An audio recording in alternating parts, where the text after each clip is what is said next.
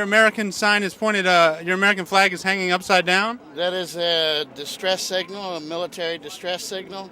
This country's upside down, so is my flag till it's right side up again. This is Earleybird. We're here to document restoring honor to our nation and our nation's capital. So we're here to come and check out Glenn Beck and his rally. I'm just an independent, concerned citizen who's worrying about reclaiming America. I see you have the sign there that says Restore Honor. That's what it's all about today. I just want to know if you could talk a little bit about it. We have a president who apologized for being American. He apologizes for our country to the rest of the world.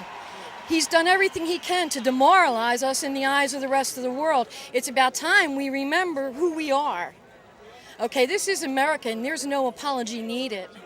We are an honorable people. We've been that way since the beginning of the time we founded the country. Since the beginning we came to the country, we've been honorable? I believe overall, when you take a look at what we've done, we're not perfect, but absolutely we have that intent. Slave trade? Slave trade, what about slave trade in Egypt? Was that honorable? Was slave The treatment of the American Indians? Was slave trade honorable? Anybody, what? What is it? And how do you feel about Glenn Beck restoring honor to America? It's going to take a lot more than any one person. I'm an independent, concerned citizen who's worried about reclaiming America. Yes, indeed.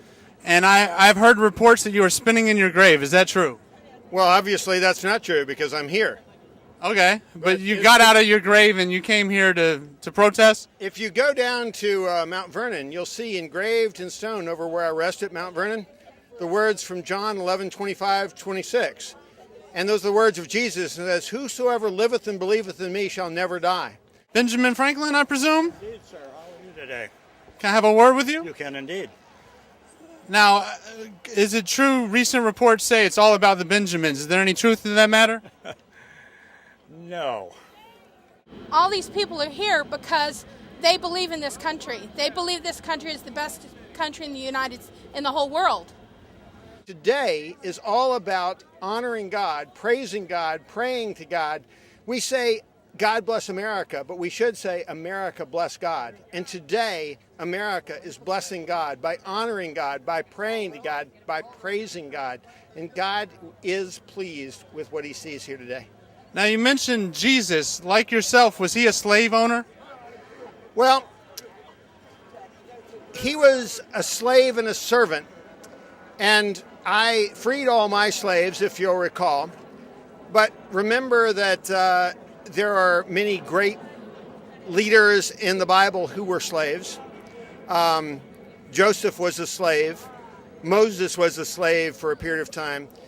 What is important is what's in your heart, is if you're serving God and you don't worry about who you're serving. The people who are in service, in the military service, they're like slaves. They can't leave. They're enslaved to the service of our nation. Hello, sir. Can I ask you a couple questions? Yeah. How do you feel about the Ground Zero mosque located near Ground Zero? Yeah, I think it is a symbol their supposed triumph over the decadent West. Do you feel the West is decadent, or do you feel that's an unfair allegation? The West was the prize of God, and the West has now lost its vision. It no longer is Christian, and the Muslims are filling in the vacuum. They have babies and we don't. I love my country. I love the West, but it's pretty obvious the age of the West, of the Gentiles, is over. The faith is going back to the East. Do you think that more white people should have babies? Definitely. What's your name? What's your name? Cyril Cherry. Now, we were interviewing George Washington earlier, and he was saying something about slavery. How do you feel about slavery? It was fucked up.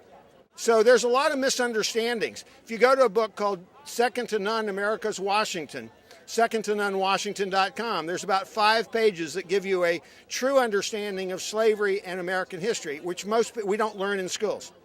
So you're saying it's okay to be a slave as long as you're serving God? I'm a slave to God. I'm a slave to Jesus Christ. You betcha. He said that as long as you're a slave to God, something along the lines, this is not word for word, he said something along the lines, as long as you're a slave for God, it was okay because he said that George Washington himself was a slave to God. How do you feel about that as a black American? I'm not George Washington. Is it pretty hot in that suit? The only time I got real hot in the suit is when General Charles Lee ordered a retreat at Monmouth. And that's a traitor who is retreating from our victory. Well, we have a traitorous Congress and a traitorous resident of the White House who are causing a retreat in the principles of America as one nation under God, Jesus Christ, Savior and King of Nations.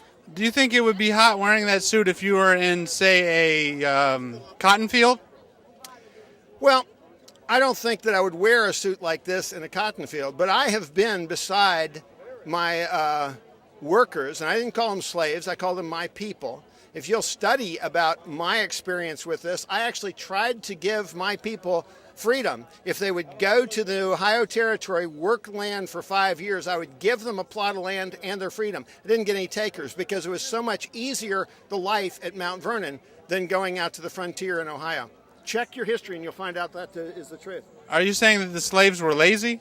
I'm not saying they were lazy. I'm saying that it was a threat to be on the frontier. And the one great thing about the slave families is that they're a large community, and where they would have to get like their cousins and mother and everybody else to go. It's hard enough to get 2 people to go in the same direction. When you try and get 20 people, it's much more difficult. If you have one father who's saying, okay, this is the whole family's going this way, it's easier to make that decision. That's not the way decisions are made in the black family. It's a much more collegial family situation. That's not bad. It's a wonderful aspect of the black family. How do you feel about the history of this date, August 28th, as a black American in the I Have a Dream speech? It's fucked up. Now, recent reports say that 1 in 5 Americans believe that Obama is a Muslim. Do you have anything to say about that? I don't know him personally. I couldn't judge that. Do you think he's a Muslim? His upbringing was Muslim more than Christian. Do you think that Glenn Beck represents a new Martin Luther King? Hell no. It's all a sidebar issue. The major issue is who's running our lives. Are we running them, or is the government running them? How do you feel about racial relationships in the United States this current day? As long as it don't come out of my paycheck.